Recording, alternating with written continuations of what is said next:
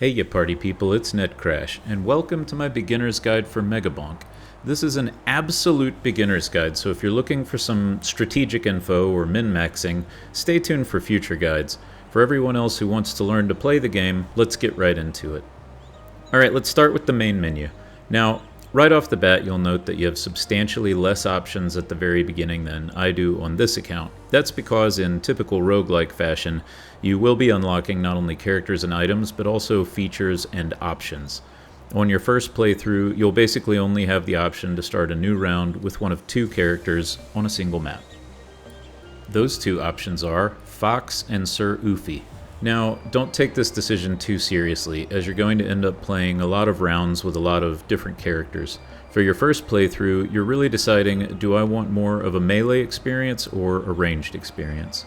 Each character has 2 to 3 major things to consider: a primary weapon, a featured special ability, and sometimes a hidden special ability.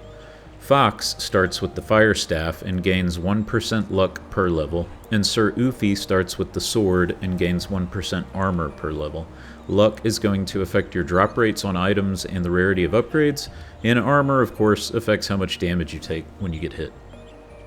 When selecting a map, you'll only have one option to start out, but note that it says Tier 1 here. The primary goal in this game is to beat the final boss. However, you can't get to the final boss right off the bat because you have to unlock more tiers. When you beat Tier 1, you'll unlock Tier 2, and beat Tier 2 to unlock Tier 3, and then on Tier 3 you can finally go for a full clear. Disclaimer, it's really quite challenging, so buckle up. Alright, now that we've teleported into the level, let's go over what our mini objectives are. First, take note that we've got 10 minutes counting down. Our objective tracker on the left-hand side is telling us to find the boss portal. So basically, you have 10 minutes to find the boss portal, summon the boss, and beat it. What you do with the majority of the time, though, is farm and build your character. Your two primary resources are gold and experience. Experience are the crystals you need to pick up, and gold is the gold stuff that is your currency for purchasing both items from vendors and unlocking regular chests. Movement in this game is pretty standard with WASD controls and mouse look. Aiming is generally automatic as normal in Survivors games, but there are some caveats to that you'll discover as you go. Right off the bat, if you're playing Sir Oofy, you will kind of need to aim the arc of your sword. Jumping is done with spacebar, and then one other interesting control that a lot of people miss is sliding, which by default is done with left control. The game really takes advantage of physics and momentum, so if you try to slide from a standstill, you won't go very fast, but you'll find if you jump into a slide from a running start onto a downhill, you'll pick up a lot of speed. One other thing to take note of while we're on the topic of momentum and physics is that jumping can also be affected in this manner by things like explosions. If you jump at the right time when something happens underneath you, you can use it to catapult yourself across the map. So really take advantage of the physics engine in this game.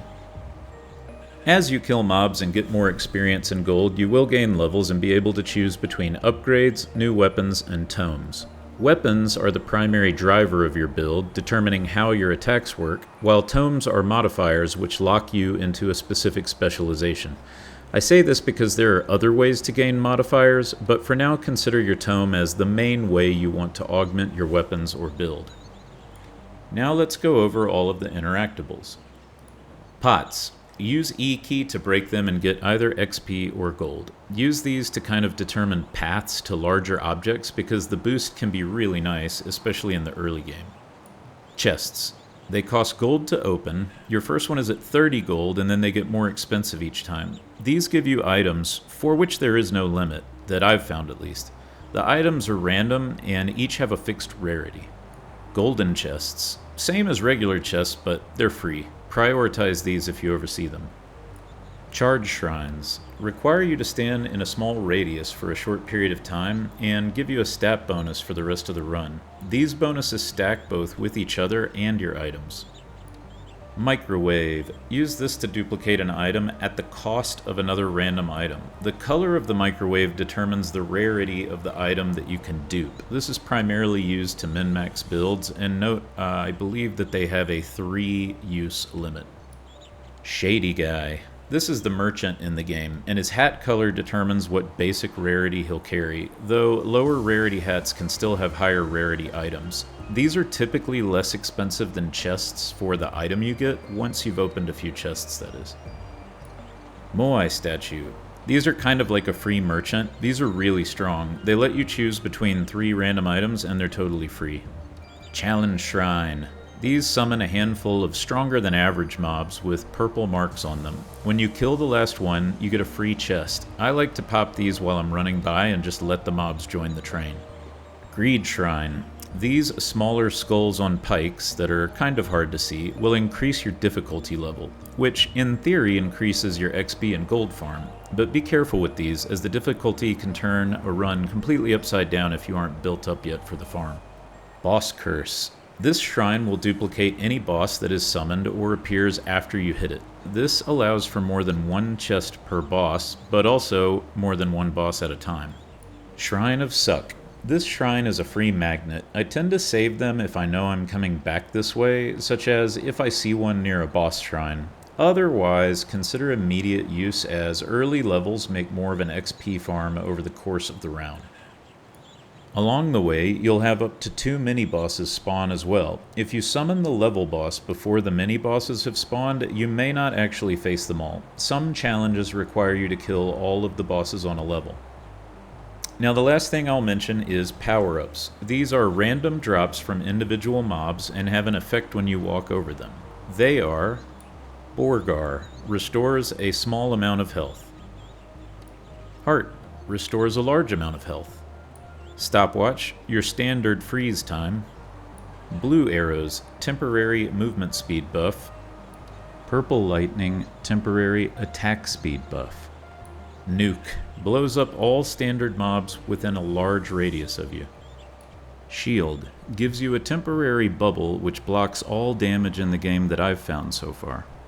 Stonks. This is the temporary gold bonus buff in the game. It gives you a short period of time where every mob you kill gives you extra gold.